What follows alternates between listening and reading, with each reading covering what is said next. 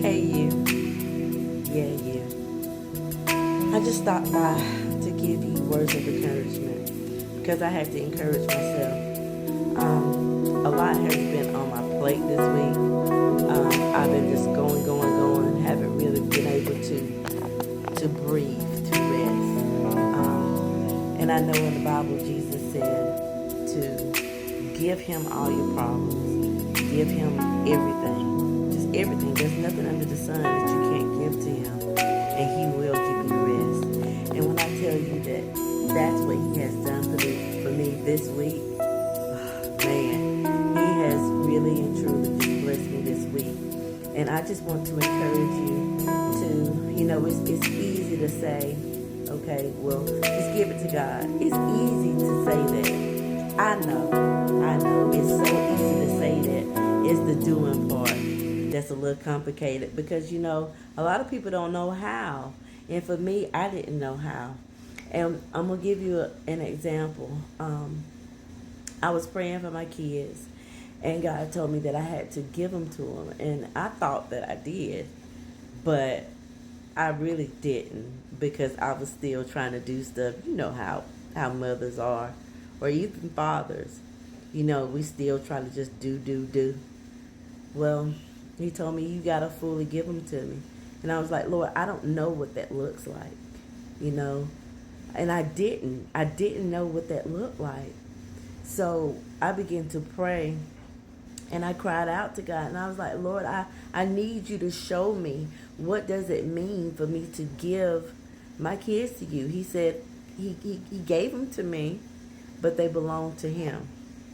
So he said, just rededicate them. Just give them back to me. And I was like, well, Lord, it's easy for you to say just to give them to you. I don't know what that looks like. I'm a mother. I'm still going to care. And he said, the same way that I care about you and I take care of you, I'm going to take care of them. So you don't have to worry, Suela. And I was like, okay, Jesus. So what I did was I began to cry out to God. And when I did, it was like he began to show me things about my children. And, I was like, okay, Lord, I see. So, of course, there comes a test or a trial that tests to make sure you truly did that. And what happened was I got a phone call about my son, and I panicked. And I was like, Lord, have mercy. Like, Lord, I know what you said. And he was like, okay, you remember what I said, so trust me. What did I tell you?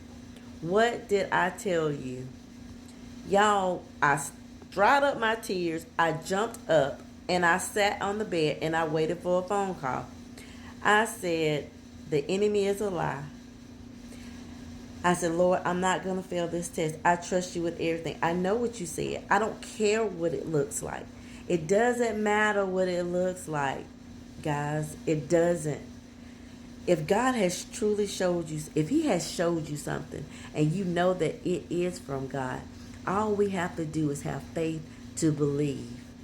Because he can't, he going to tell us stuff and it's not going to be a lie. He can't lie. We lie, but he can't lie. So just remember, it doesn't matter what it looks like.